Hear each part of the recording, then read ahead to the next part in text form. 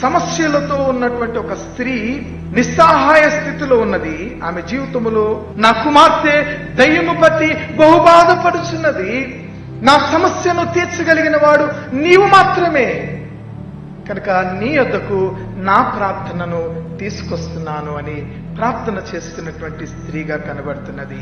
దేవుని దగ్గరికి రావటమే కాదు గాని దేవుని దగ్గరికి వస్తూ కేకలు వేయుచున్నది.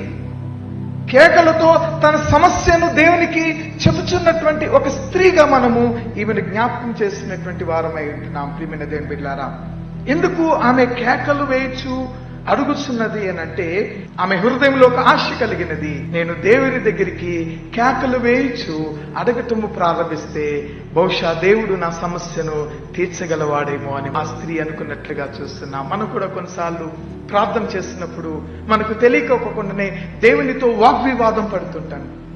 మనకు తెలియని వారు అనుకుంటారు, ఏంటి ఈమె ప్రార్థన చేస్తుందా లేకపోతే ఎవరితోనో ఫోన్లో మాట్లాడుతుందా, ఈమె ప్రార్థన చేస్తుందా ఎవరితోనో దెబ్బలాడుతుందా అని అనుకుంటాం. కొన్నిసార్లు మనం దేవునితో మనము ప్రార్థనలో లీనమైపోయిన సమయాలలో మన నుండి వచ్చేటువంటి ఆ కేకలు, ఆర్తనాదం అనేది ఏదైతున్నదో ఈ స్త్రీ జీవితంలో మనం చూడగలిగినట్లయితే ఆమె కేకలు వేయచ్చు దేవునిని అడగటం ప్రారంభించినట్లుగా ఈ యొక్క భాగంలో మనం చూడగలిగినటువంటి వారమైనాం.